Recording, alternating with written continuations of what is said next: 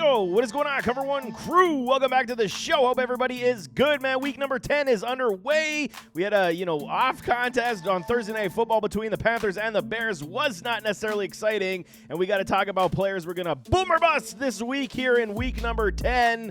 Lots of players on my board. I mean, last week we saw a lot of tight ends booming.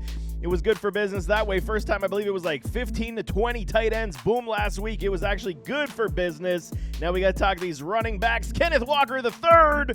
He's got 62.5% on the boom rate going up against the Washington Commanders, the Commies. And I mean, coming off a blowout loss versus these Ravens, Kenny continues to deal with injury ailments, had a chest issue. He should be good to go in this contest. Haven't seen anything to suggest otherwise at this point. I know the worry is more split touches coming with a Zach Charbonnet.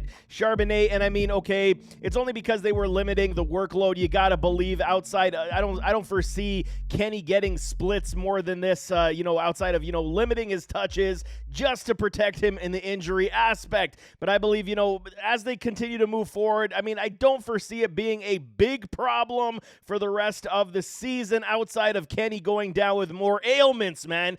Kenny's got 5 booms in the last 7 with 2 busts in a row. You got to believe things are going to turn around, man. Calling a bounce back boom for a Kenneth Walker III this week. Saquon Barkley right now going up against these Dallas Cowboys. And I mean, while the Giants are in complete disarray, Saquon has been legit the only bright spot in this offense. However, the second game versus the Cowboys, we know what happened in that first meeting. The supreme blowout for these Cowboys against these Giants. The Dallas just took it to New York. And I mean, what has really changed since then to now where New York is not necessarily overly competitive? I mean, Barks has boomed in the last 4 games, even though they have been on the lower end, most of them. It doesn't bode well for great success moving forward with a, anemic offense that is not moving in the good right direction. I'm calling a bust for a Barkley. It's going to be very close. He might get over that threshold we're looking for. I understand you got to start a Barkley because he is an elite running back talent, but you got to temper the high-end expectations. Outside of him breaking free and running free, it's going to be a bust for a Saquon Barkley, in my opinion. Aaron Jones taking on the Pittsburgh Steelers, 40% boom rate right now. And I mean, it's been an absolute disaster of a season for an Aaron Jones starting week 1 with a big 25-point spot. He's been dealing with a hammy for most of the season. Coming back 3 weeks ago, finally, we witnessed the old Aaron Jones coming back on the field. They unleashed him finally over 15 points this past week as the Packers continue to try to figure things out. They looked a lot better on offense, Jordan Love included. So as long as Aaron Jones is on the field, they look like a much better offense, getting their star running back to form.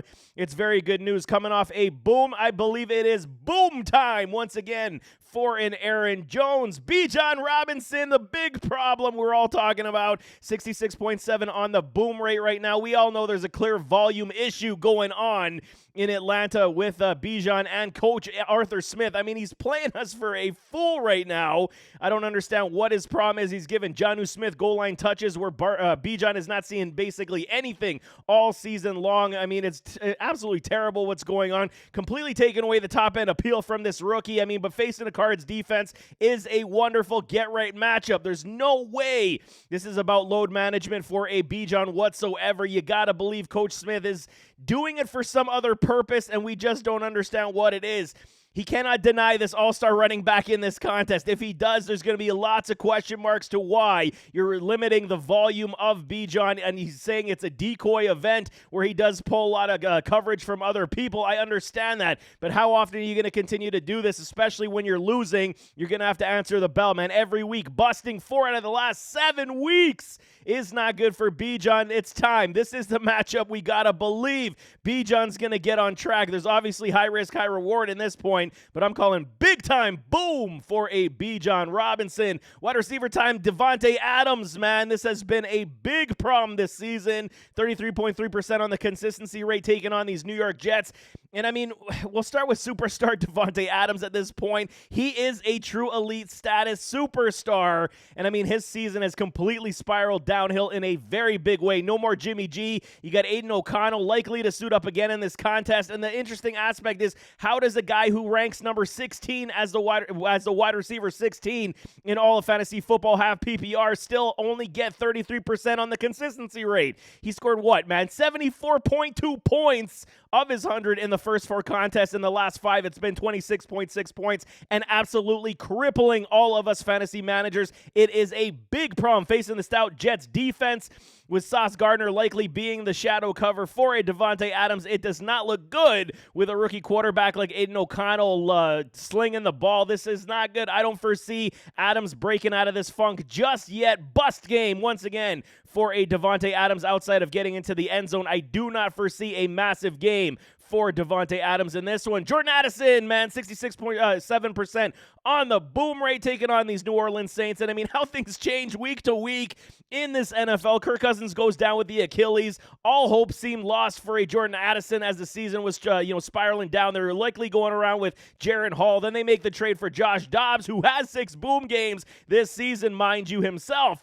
I mean, the authors are making a great comeback here for a Jordan Addison, where Dobbs can lead this offense this week once again, which is good news. JJ's window of return has been opened. He likely will not suit up in this contest, which is good news for Jordan Addison owners, including myself, because we should see some target share back as Dobbs gets more comfortable with a full week of practice with the starters. It will be tough versus Saints secondary, but a back to boom business for this hotshot rookie. I'm calling a boom for Jordan Addison. Terry McLaurin, Scary Terry, taking on the Seattle Seahawks. 55% on the boom rate right now. I mean, okay, the best part of watching the commies succeed right now is watching my guy Sam Howell mature into a very good quality quarterback. I mean, is he great? No, but he's learning on the job, and he's doing very well, having the ability to spread the ball around. Guys like Terry are, the epitome of boom or bust. Boom one week, and then bust the next. Boom the next, bust the next. It is very much hit or miss for a Terry McLaurin. I mean, having a stretch of 3 boom games in a row from week 6 to week 8 is positive news. And I mean, facing the Hawks, who opens the opportunity once again, as they have, had issues. They're a good building secondary, but they have had issues giving up big plays, and with Jahan Dotson, finding his way back to fantasy football reliability. Curtis Samuel sits again this week. We could see another very good game for Scary Terry. I'm calling a boom for Scary Terry McLaurin. Christian Kirk, man, he's been relatively good this year. 75% on the boom rate, man. Almost 100 points, taking on these 49ers. Both teams coming off the bye week. The Jags have been impressively winning, but they haven't necessarily been giving us the top-end point productivity that we look for from our fantasy football players. Kirk has been a favorite once again, favorite target for a Trevor Lawrence, and that should continue again this week versus the 49ers, who give up boatloads to wide receivers, and they should key in on a Calvin Ridley. So, I mean, there is potential that we could see Ridley be force-fed just a little bit off the bye, trying to get him off his schneid and be more consistent in this offense, dedicated to get him the ball. But Christian Kirk has just been too reliable, man. He's taken the secondary coverages, lesser coverages his way, and Trevor Lawrence is finding him on the regular. Only 2 bust games for Kirk this season, and that came all the way back in week 1 and week 8 before they went on the bye week. He's been uber consistent for us, and I'm calling boom time for a Christian Kirk once again this week. Tight end time, Sam Laporta taking on these new Los Angeles Chargers, super rookie Sam Laporta and the Lions coming off the bye.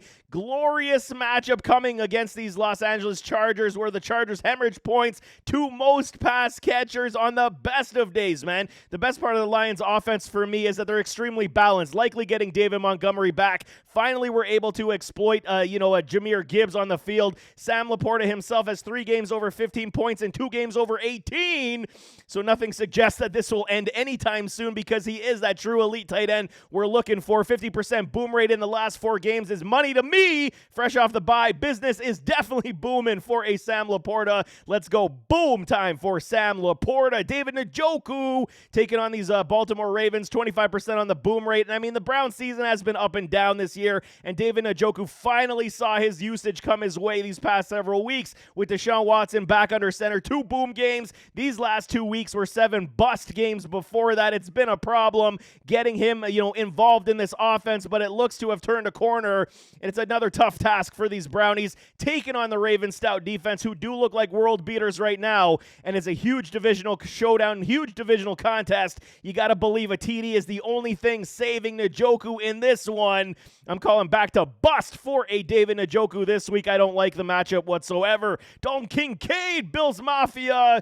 Lots of problems going on in Buffalo, taking on the Broncos on Monday Night Football. And here we have another super potential rookie. I mean, okay, it's just his usage hasn't been great as like a Sam Laporta, but he's starting to garner more steam in the fantasy football realm. Even as the Bills offense is struggling, Kincaid is starting to pick it up, booming over the last 3 games, and then missing a contest due to injury. In between that, Dalton has become the common target for a Josh Allen. This is something that we wanted to see, and I do believe this will continue. Taking on the Denver Broncos team, which is now a must-win for these Buffalo Bills. The Bills got to get after it early and often, and I think it's back to the end zone for Dalton Kincaid. It should happen. Let's call it a boom for my guy, Dalton Kincaid. Evan Ingram, last one on the board, taking on these 49ers, Jacksonville Jaguars, like I said, coming off the bye. And I mean, these players in Jacksonville with a Trevor Lawrence, Ingram has been basically a pretty fair, statement of consistency. He hasn't boomed to the great levels. It's been about 50%, but he's been giving you a very safe floor. Ingram has an opportunity to be heavily involved in this one, but he is going up against one of the best linebacker duos in the entire league. And even though, like I said about Christian Kirk, the 49ers defense is susceptible to wide receivers and tight ends, but I mean, Ingram, right now, I don't like the matchup versus these tight ends, and he's been basically a target pig for these Jacksonville Jaguars, but he has been yet to find the end zone. I don't see that happening in this contest as well. Like I said, the floor is extremely safe, where he's giving you anywhere from 7 points to 9 points. It is a very safe floor. He just hasn't given us that supreme high ceiling. It has been capped at this point, so I'm going to say bust coming for an Evan Ingram this week. He's still going to provide you a safe floor, so I don't hate the start, but you got to temper the expectations on that high ceiling. But there you have it. That is Boomer Bust week number 10. We're going to have start sit for you on Saturday, so definitely stay tuned for that. But nevertheless, as always, don't forget to hit that like button, hit that subscribe button, jump in those comments, give me your thoughts, and we'll see you next time. I am out.